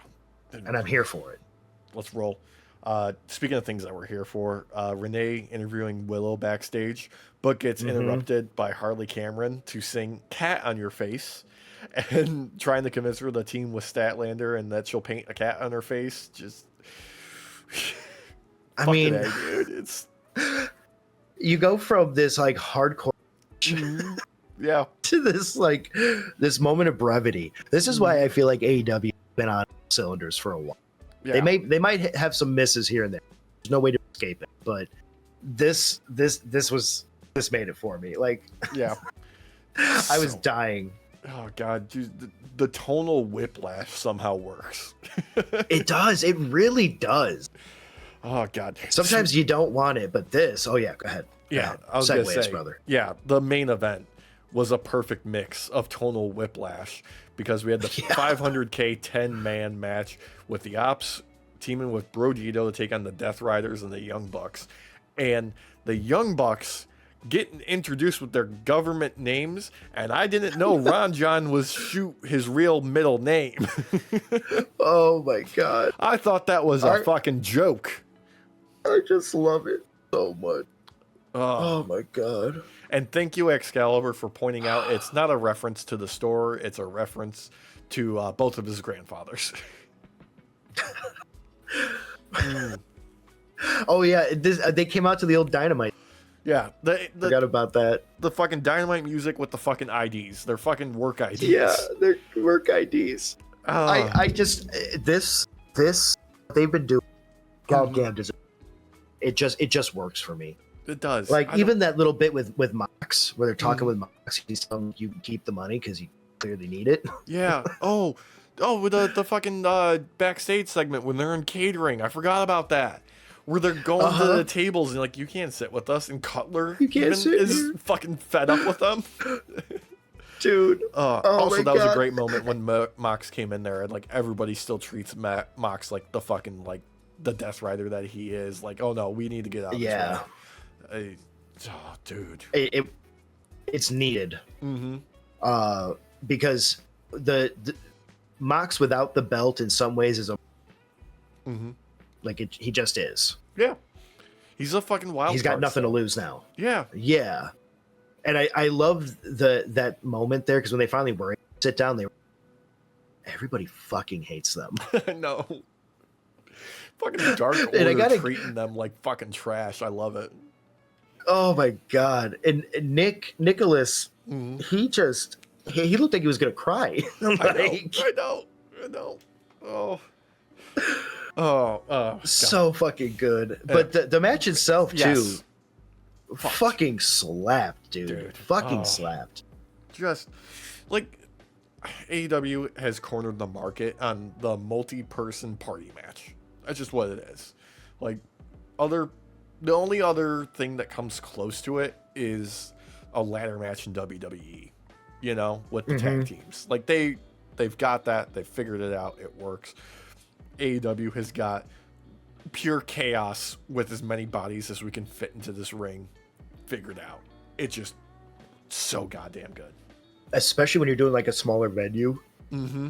Like they were at, it makes the reverberations and everything of the fight so much fucking loud.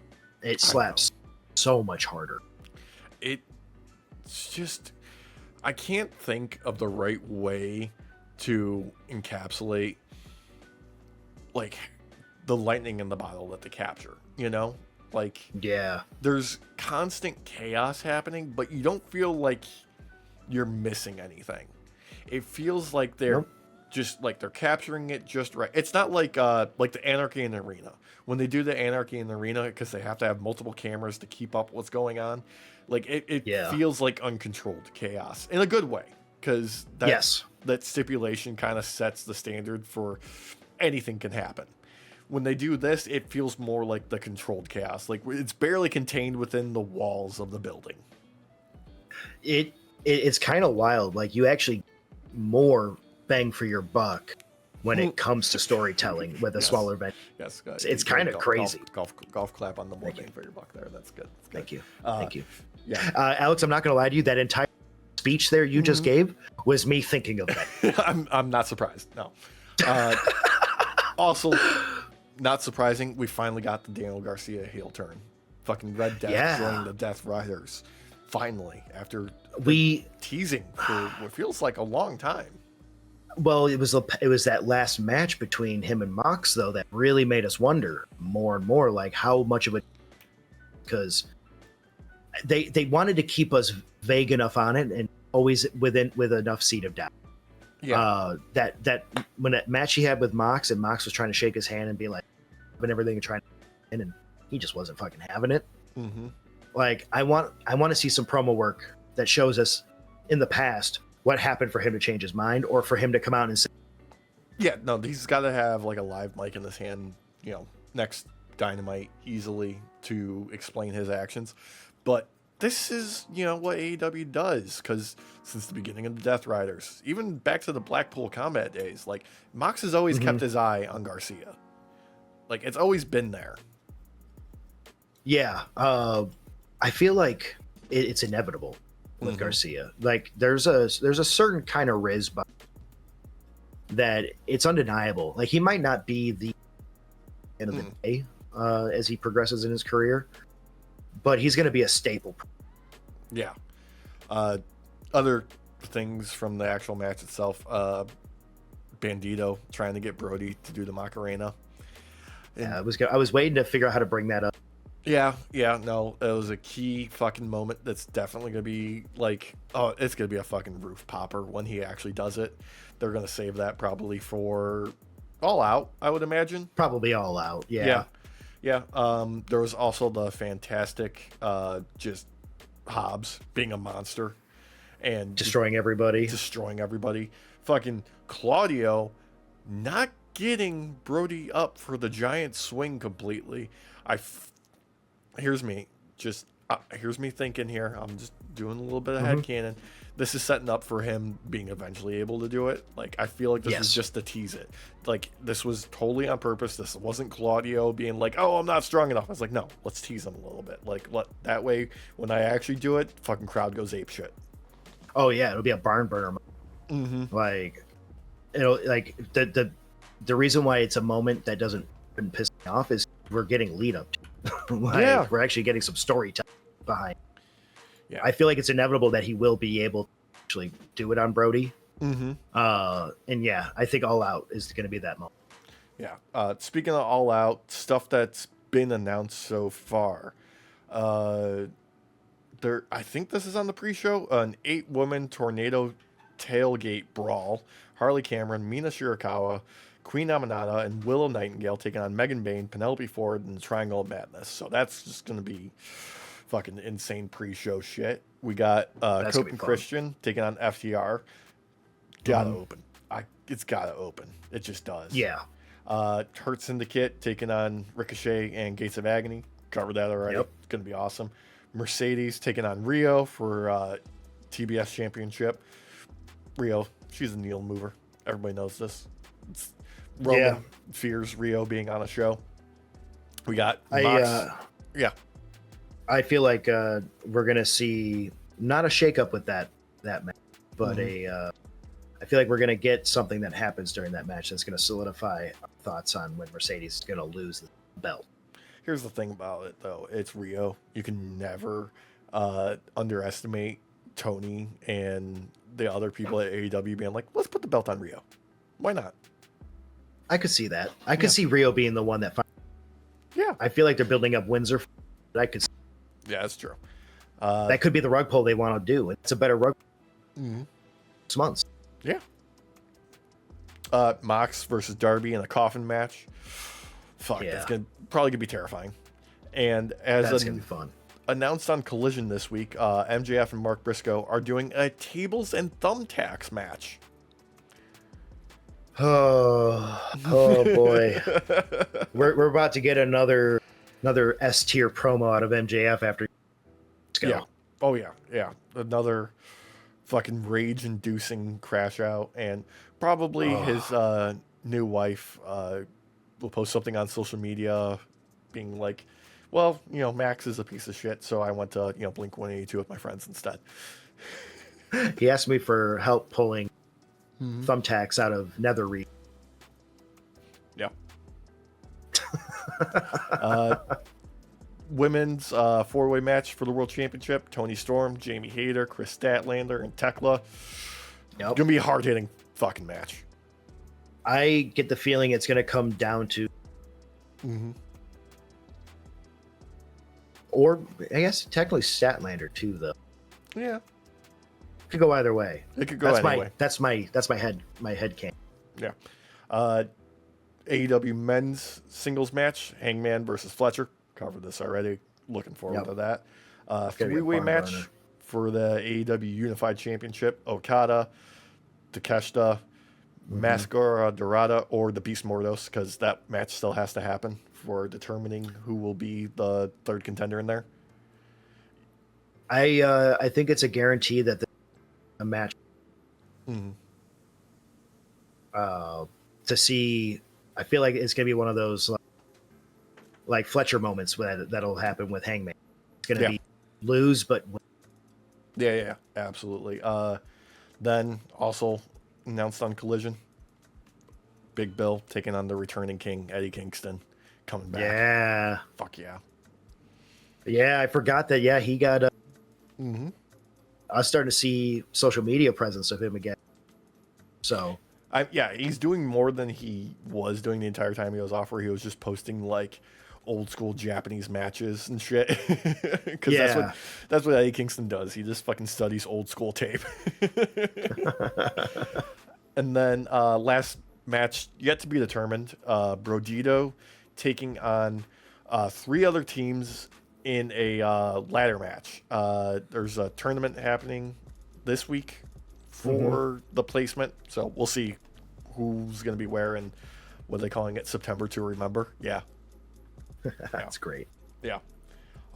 fucking rad shit. It's gonna be fun. Oh, Can't wait. And it's gonna be a real wrestling palooza, Alex. Yeah, and Jesus God, fucking Tony Khan moving up the show so people can watch both because he cares about wrestling fans. Yep. Cannot wait for more of these shenanigans. Yeah. Oh God. Dude. How? This is the first ESPN show, isn't it? Mm-hmm. It is. I haven't looked into actually how to watch yet.